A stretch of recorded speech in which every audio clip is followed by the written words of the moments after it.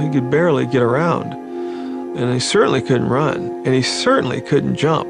He would try to move around, but wasn't very mobile, and I would always heard my mom and dad say, man, if he's just able to just walk, it's a miracle. While the rest of the Miller family played ferocious games of backyard basketball, Reggie sat on the sidelines. Watching from the kitchen window with your mom, you know, not having the opportunity to go out there because you're wearing braces, it was tough. Reggie's legs gradually straightened as he grew older. Eager to compete, he challenged his older sister to games of one-on-one. But Cheryl Miller was no ordinary sister. She was on her way to becoming the greatest female basketball player of her time. Cheryl, by far, in the younger days, would just trample all over him. He was just a skinny little twig. More times than not, we'd come to blows. Oh, and you know, Dad's coming out, don't you ever put your hands on your brother. But as their competitions grew fierce, Cheryl and Reggie drew close. Only a year apart in age, they teamed up to hustle kids around the neighborhood in games of 2-on-2. I asked the guys if they want to play 2-on-2. They're like, well, sure, but, you know, well, who's your second? I was like, oh, my sister. And the guys would start laughing, and, you know, he goes, well, you know, since you have the girl, you go first. And that's all she wrote. And then we're walking away. I'm like, now here's your cut, and here's my cut. Reggie practiced his outside shot 500 times a day. When Cheryl's high school teammates came over to practice, her little brother began to show his stuff. He could flat out shoot, and he would never miss. And that's how he ended up with that high arc he's got, because Cheryl would be guarding him. Having the chance to play with these very talented and beautiful women, I mean, as a guy, you're like, yeah, sure, you know, I'll be the odd man out. Reggie became a hotshot on his high school team. One night he scored 39 points, only to discover when he got home that Cheryl had topped him again. He said, Cheryl, how many did you have? I said, 105. He goes, Mom! And he goes breaking through the door. He's like, it's not fair. I can't compete. I never had a home court advantage. I was always on the road. Reggie was largely ignored by major colleges. He only got an offer from his dream school, UCLA, after their top recruits went somewhere else. But my heart was set on going to UCLA. Every kid in California wants to go to UCLA, but I had to wait until they came knocking. While Cheryl was leading crosstown rival USC to a national title and winning an Olympic gold medal in 1984, Reggie struggled to make his mark at UCLA. Reggie is hot. He's got the flow right now. But by his second year, he was displaying his showmanship on and off the court. Reggie Miller is wearing the Cassius Clay hairstyle and has a chest size of 2. He could really dance. He had some serious moves. But as Reggie blossomed as a player, opposing fans tried to throw him off his game by chanting Cheryl's name in derision whenever he touched the ball. Every single time Reggie touched the ball, Reggie from 20. They would yell, Cheryl, Cheryl, Cheryl. Cheryl, Cheryl. And every time he came on the court, they'd be chanting Cheryl, and it would drive most people bonkers. And here's Reggie. Instead of wilting under the pressure, Reggie soaked it up. Reg wanted to prove that he was tough and did not want people to think that he was weak or soft because of his size or his frame or because he was Cheryl's little brother. He's got a nasty streak about him. I wonder where that came from, you know? Miller's in-your-face attitude rubbed some people the wrong way. But when he played pickup ball in the summer against NBA stars like Magic Johnson, Byron Scott, and Michael Cooper, they told him to keep it up. I've never seen a guy work as hard as Reggie Miller. I'm talking about every day. Those guys were cutthroat when they played pickup games. And all they wanted to do was win. And, you know, they were my teachers, so they share some of the blame. In the spring of 1985, Miller led UCLA to the NIT title game against Bobby Knight's Indiana Hoosiers. Miller with a bomb. Scoring 18 points to drive his team to victory. So cocky, his team was so cocky. We had no shot of beating them in the NIT, and we smoked them. Reggie Miller had delivered his calling card to Indiana. Before long, he would lead Indiana into battle on Broadway's biggest stage. For three, Reggie Miller from way downtown. Who was unleashing his wrath against me. I wasn't psycho, but I lived a little bit on the wild side.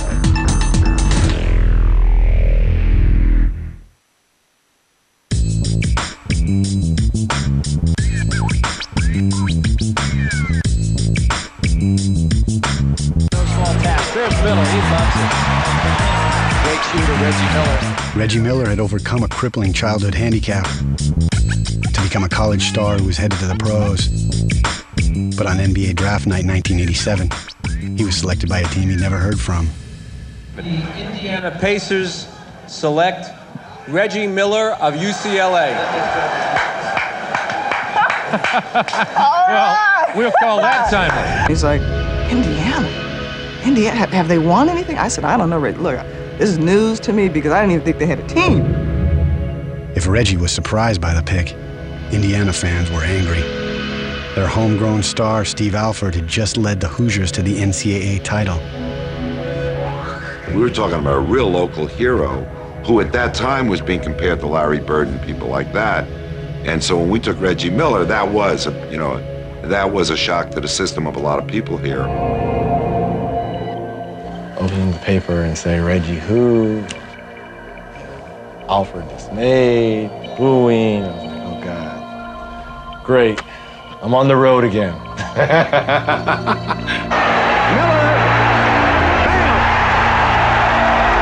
In his first season, Miller broke the record for three-pointers by a rookie. By his third year, he was averaging 25 points a game. The better he got, the more opponents tried to break him down with punishing physical play. And this guy would be coming off a screen, and they would hit him so hard that he would go to his knees. He'd then get up, say something to him, and hit the next three. Reggie's a lot tougher than he looks. You can beat him up, you can knock him down, but he seems like he always gets up.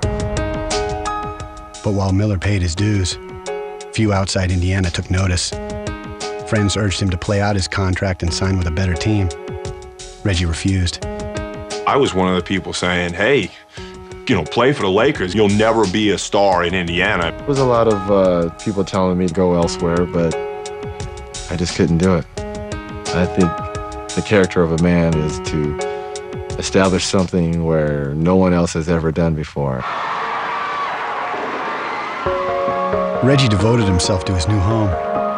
He paid visits to local school kids, hosted a talk show for teens, and grew comfortable in a community that felt a lot like Riverside.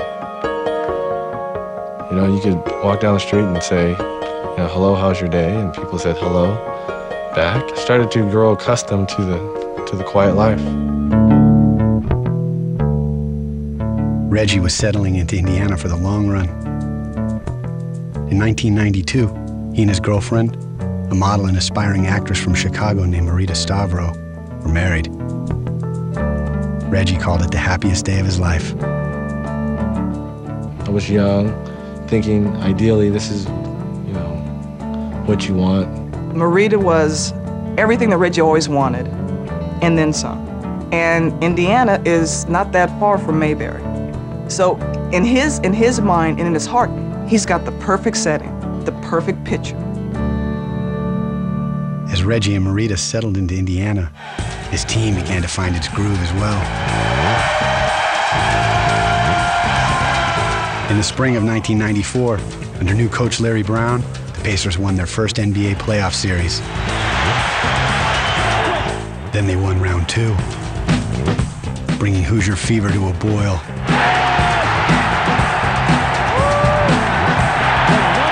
It was so loud in Market Square Arena. The city was so electric and alive.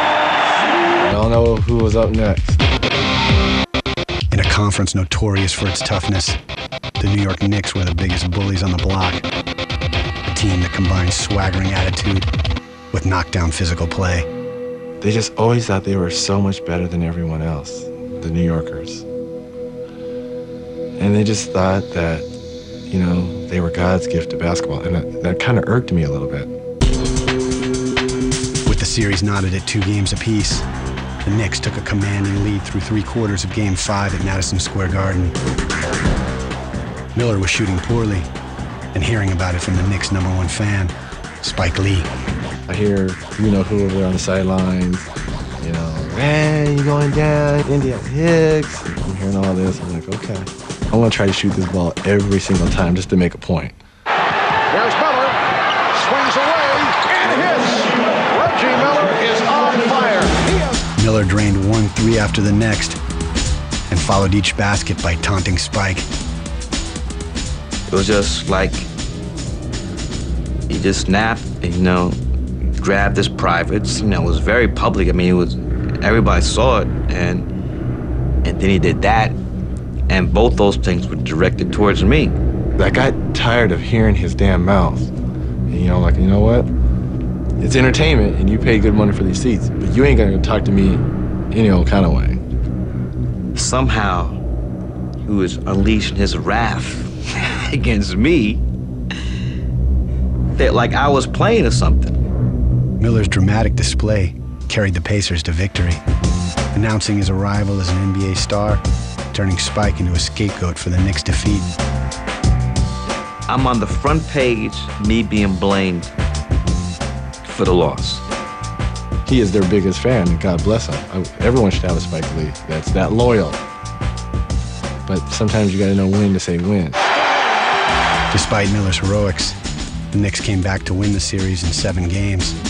But by the time it ended, Reggie had put his team on the map and turned his courtside confrontation with Spike Lee into the stuff of legends. Everywhere I go in the world, people ask me, so Spike, how's Reggie? How's Reggie? How's your friend Reggie? We did a commercial together after that. Nice shot, Cheryl. Reggie, it's the cops. They found your shot. Hey, you're only D in Indiana. How do you shoot these things? They're heavy. Like the next year, you know, I did the same thing. Back at Madison Square Garden for the first game of the 1995 conference semifinals, the Knicks held a 6-point lead with 18 seconds to play. The game seemed all but over to everyone but Miller. So many people that was at the game and left. I know so many players that thought it was over with on both teams. But here you had a guy that saw there was still time left. Miller for 3, and he got it. Reggie Miller with a clutch tray, and it's 105-102. And a steal. Miller retreats to the three-point line. I hit the first 3, though. As soon as I got it, I was like, I'm stepping back onto a 3. And I remember hitting that shot and then looking at Spike. Indiana went on to win the game and the series, cementing Reggie's reputation as New York's biggest nightmare.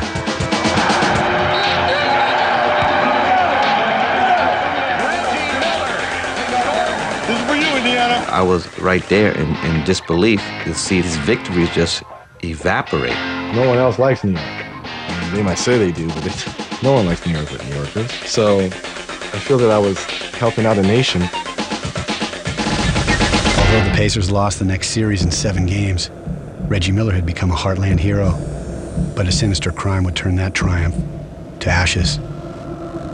It was like the towering inferno. It was nothing but flames. You can hear the hurt in his voice. You can see the tears in his eyes. It made me think, is it all worth it? And I really didn't think it was.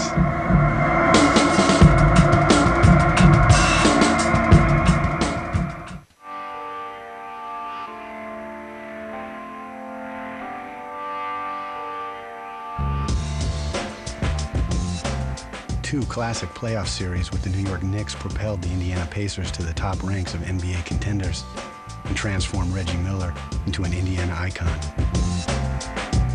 It was great to watch his picture on the side of the building. Great to watch the way that people embraced him because he worked his tail off and he deserved it. Now it's flip-flop. You know, it's, aren't you Reggie's sister? Miller made the All-Star team for the 3rd time as the Pacers surged towards the playoffs in 1996. But less than 2 weeks before they began, His luck ran out. In the clock, the turn and gun is off the heel. Mark West rebound. Wow. Miller went to the hospital with a concussion, a sprained neck, and a fractured orbital bone near his eye socket that required surgery, and put his future up for grabs. He was really scared that not only would he not be able to get back or maybe even play again.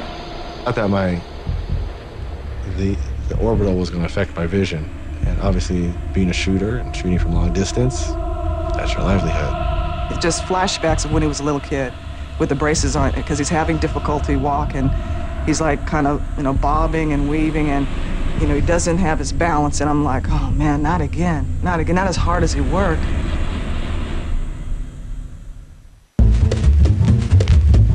But as Miller watched his team struggle from the sidelines, he vowed to return to the court. 22 days later, with Indiana facing playoff elimination, he did just that, risking his recovery to keep the Pacers' hopes alive. People talk about Willis Reed limping out of the locker room. Well, here's Reggie Miller talking about his eye. I thought he was crazy because he was taking it to the goal against big players. That is a technical foul. And he just did it with abandon. Went right around him and rolled it in. Reggie Miller. All eyes on Reggie Miller. He showed us today the heart of a lion. Though the Pacers lost the series, Miller's stature grew. He helped the U.S. Olympic team win a gold medal in the summer of 1996, taking his place on the victory stand beside his fellow superstars.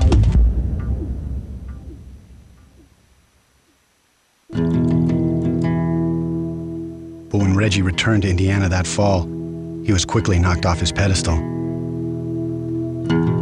The Pacers and Miller played poorly throughout the season. Oh, man, just missed it. And when negotiations for a new contract bogged down, the fans showed him little sympathy. His game was off. He wasn't playing at his best. Shots weren't falling, and I think a lot of that had to do with the turmoil that he was going through off of the floor. While Reggie was struggling with the Pacers, his wife Marita was trying to launch an acting career in Hollywood.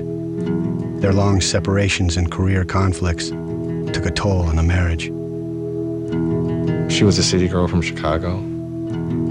Really never liked Indiana. She was in different places, I was in different places, and people grow apart. As the Pacers stumbled through the season and Miller's contract dispute dragged on, the mood in Indiana got ugly. Reggie began to receive anonymous phone calls at his home. He's getting death threats. People are talking about if you don't sign whatever they want, using the N-word, nigga, we're gonna shoot your dogs. I really didn't appreciate some of the messages, especially for someone who I felt I was giving my all to Indiana.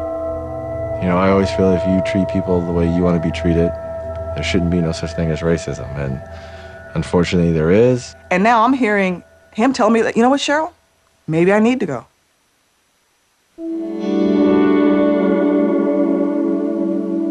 In an effort to sustain their marriage, Reggie and Marita bought a large, elegant house on the lakefront in Indianapolis. By May of 1997, they'd moved in their belongings and were preparing to move in themselves. He's desperately trying to do everything to hold on to some semblance of normality, because everything else is chaotic. In the early morning hours of May 15th, while Marita was working in Los Angeles, a phone call at his old house woke Reggie from his sleep. I remember getting a call at 4:30 in the morning. There's a fire at your house. I'm like, no, there's not. I'm at the house. I'm at my house. He's like, no, your new house. I'm like, what? As Reggie drove toward the house, clouds of smoke filled the sky. By the time he got there, the blaze was out of control. So I see all the smoke. I see all the helicopters out there. I mean, it was like the towering inferno. It was nothing but flames. I'm thinking, oh my God. I mean, what is this? Hamilton County authorities say the intense blaze that destroyed Pacer guard Reggie Miller's home was no accident. That the fire that brought down the $2 million home on Geist Reservoir was arson caused. They're saying that's arson, but how do they know that I was not in there? That could be potential murder. I can watch him standing on, the freshly burnt wood, trying to figure out why would somebody do this. Is it because I'm black? Is it because of the contract? Is it because, the team's not doing well? What did I ever do? What did I ever do to these people? And all this contract negotiations are going on, and I'm like, someone's burning down my house. Do I really want to stay here in Indiana? In the weeks that followed the fire, no arrests were made, leaving Miller plenty of time to ponder the motives behind the crime. You started to get the copycat letters with people saying I did it. It made me sit back and start to think, is it all worth it? And I really didn't think it was. Miller told Pacers GM Donnie Walsh that he planned to retire and leave Indiana. But while Reggie was still ruminating on his future, he got a phone call from the Pacers' new head coach, Larry Bird. He understands what I'm going through. He would respect any decision I decide to do. But he says, but I'm just going to say one thing. This city and myself really need you. My thing was, I was just telling Reggie that we need to get this franchise back on its feet. He was going through a tough time, but it seems like time heals all wounds. And this is Larry Legend, one of the greatest athletes of our time, telling me, who hasn't won, we need you here.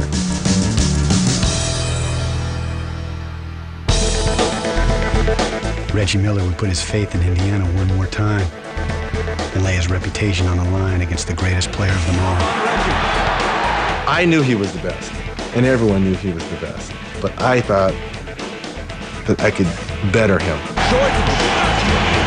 Right now, Chicago's going for blood. They smell it. You want to do well, and I'm not doing well.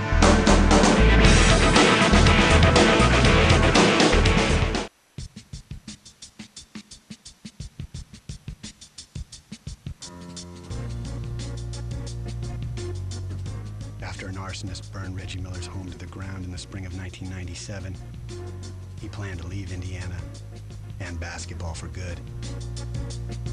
But when the 97-98 season began that fall, Reggie was back in uniform, inspired by the arrival of head coach Larry Bird.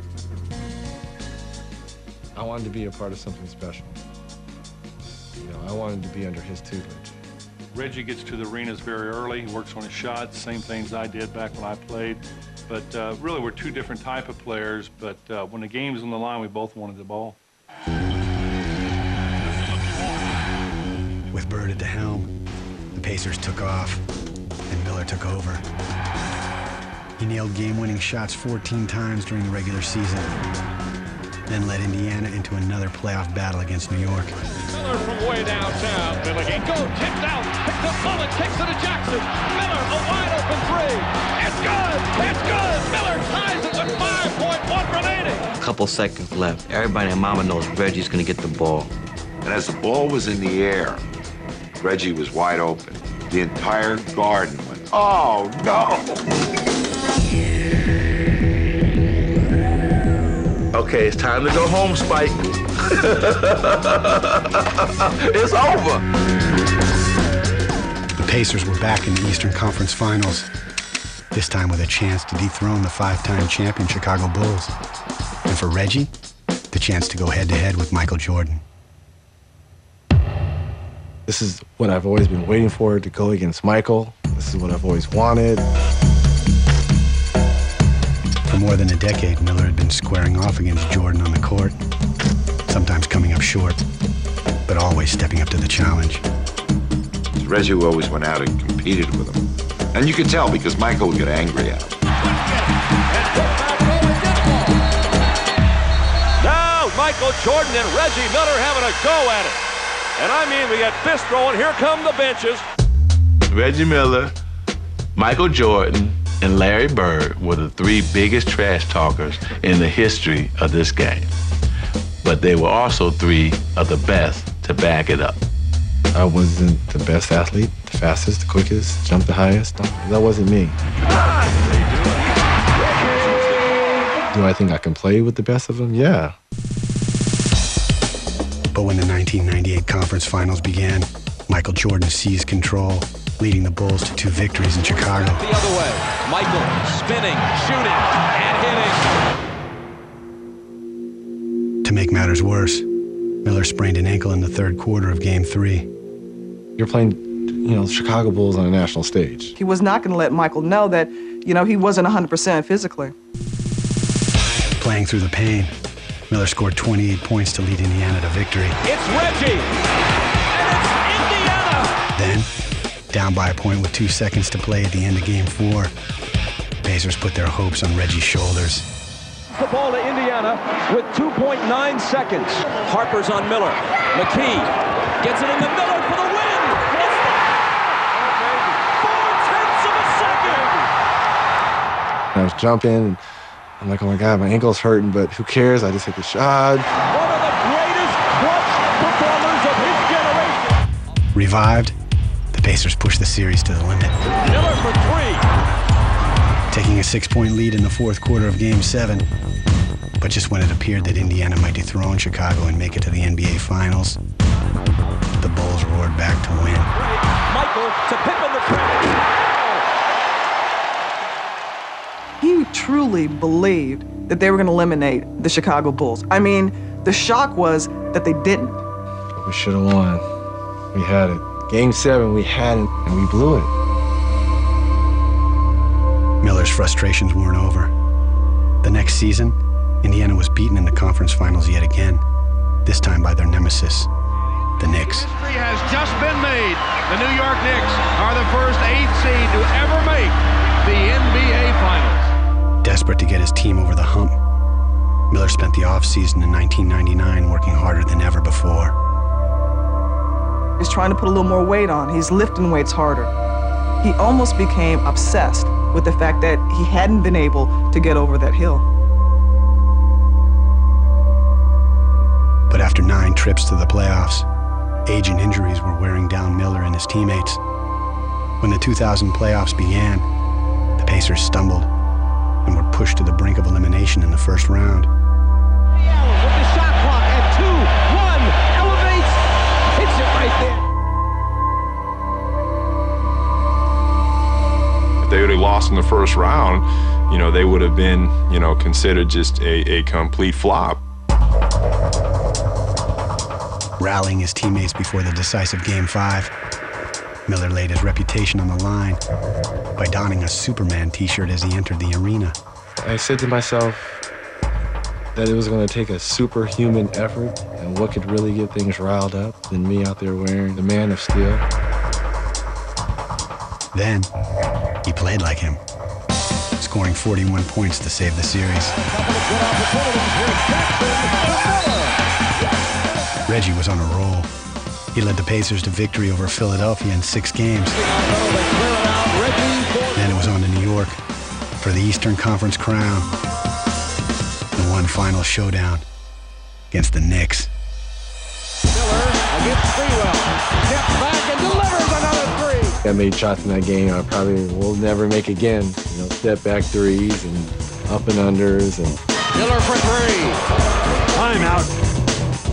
I've never seen a guy stay focused and stay with it as well as Reggie did. The Indiana Pacers on their way to the NBA Finals for the first time in their history. I don't think I've hugged my teammates any tighter.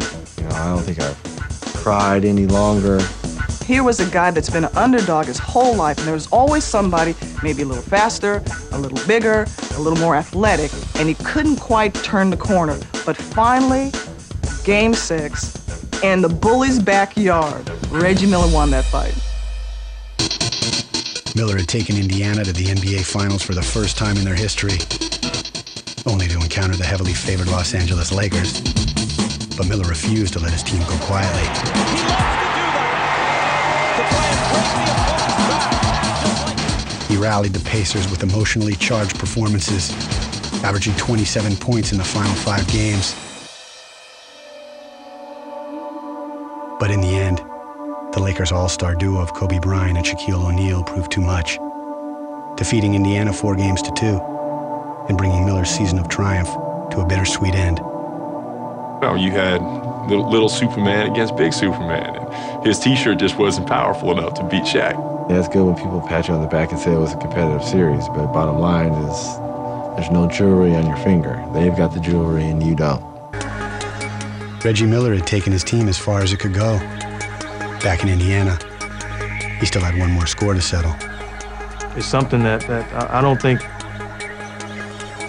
he will ever really recover from because it's in his mind. Because you don't know if there's someone out there that just doesn't like you for you.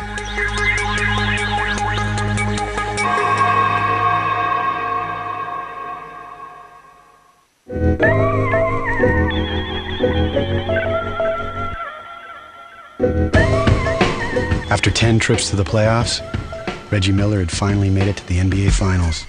But once the season ended, Larry Bird left as coach, and several top players were traded or retired, ending Indiana's reign as contenders and leaving Miller the task of starting from scratch once more. I was devastated. We had just come off a very taxing 6-game finals loss to the Lakers, hoping to have a chance to go at it again, and everyone's gone.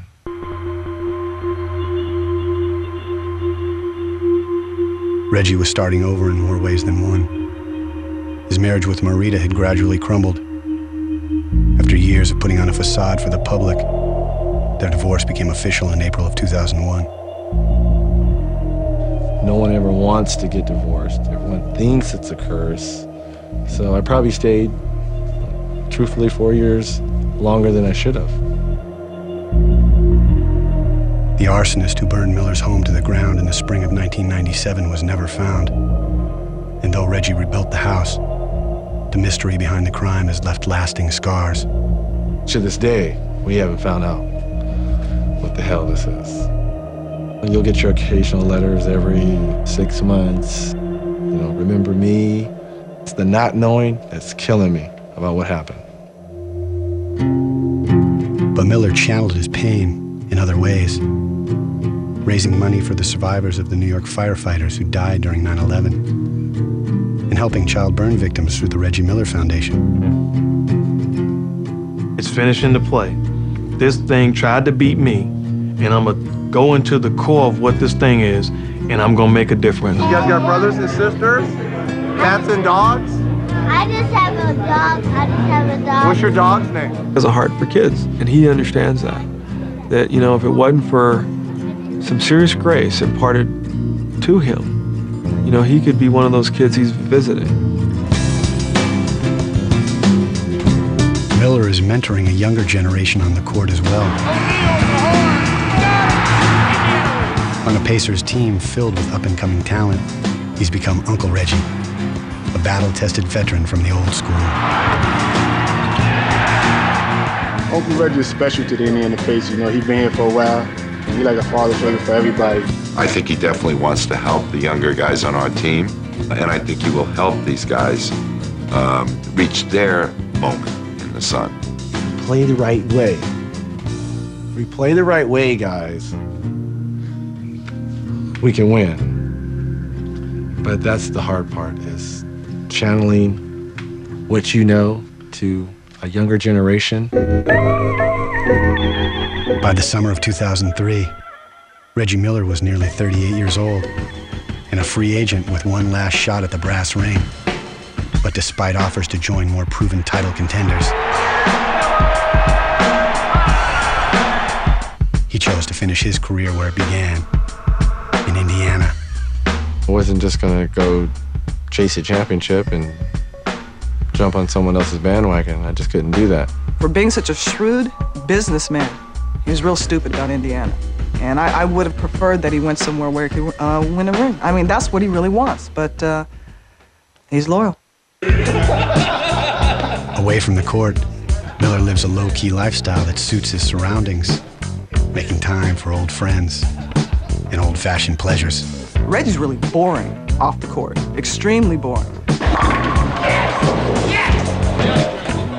Very low-key. He's boring. Chip away. No, he's not shy. He's just straight up boring. I consider myself a Hoosier at heart. They've accepted me, I've accepted them. I know we are a year and a half behind most big cities in fashion and culture and everything else, music, everything. We're always behind the times. Across, Miller for three. Oh, he backed it in. Reggie Miller beat the odds to become one of the great clutch performers in all of sports. He showed his courage and his character by standing with his team, his franchise, and his community when it mattered most. Reggie Miller is Indiana. There's a time when you could have said Bobby Knight. There's a time when you could have said Larry Bird. But over the last 16, 17 years and counting, Reggie Miller has been the show. He's the type of guy that you would want your kids to grow up and be like. Well, everybody knows loves him, and they should, because he's a special person. We're scared of losing. We're afraid of living life. We're afraid of taking that risk. All of us. That's why mankind, likes the Reggie Millers of the world. Because you know what? He is not afraid. He's not afraid to fail. And that's truly why we play athletics. In professional sports, you're living in the moment, and that's what I love about it. Just give me the ball. I don't care how old I get. Give me the ball.